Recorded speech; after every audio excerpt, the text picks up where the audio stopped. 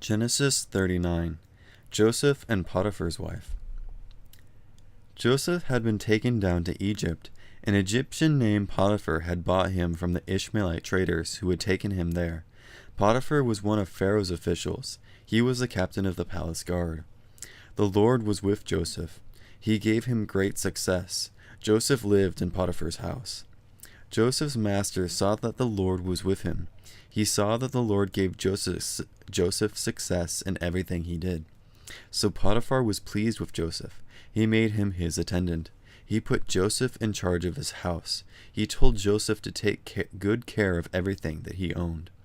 From that time on, the Lord blessed Potiphar's family and servants because of Joseph. He blessed everything Potiphar had in his house and field.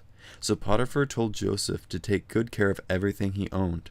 With Joseph in charge, he didn't have to worry about anything except the food he ate. Joseph was strong and handsome. After a while, his master's wife noticed Joseph.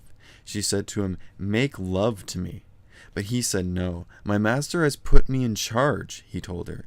"Now he doesn't have to worry about anything in the house. He trusts me to take care of everything he owns. No one in this house is in a higher position than I am. My master hasn't held anything back from me except you. You are his wife. So how could I go and do an evil thing like that?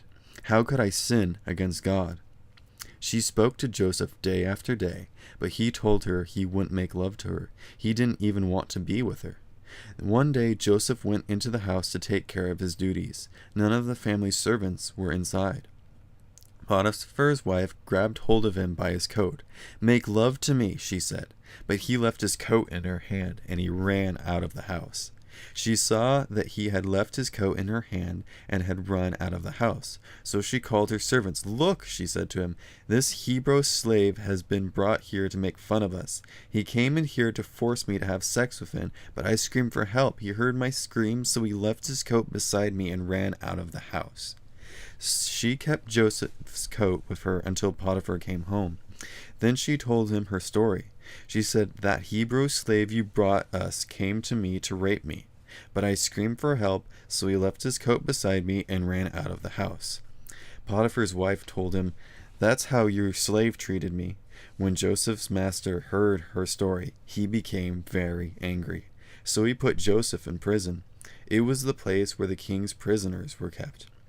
While Joseph was there in the prison, the Lord was with him. He was kind to him. So the man who was running the prison was pleased with Joseph. He put Joseph in charge of all the prisoners. He made him accountable for everything that was done there. The man who ran the prison didn't pay attention to anything that was in Joseph's care. The Lord was with Joseph. He gave Joseph success in everything he did.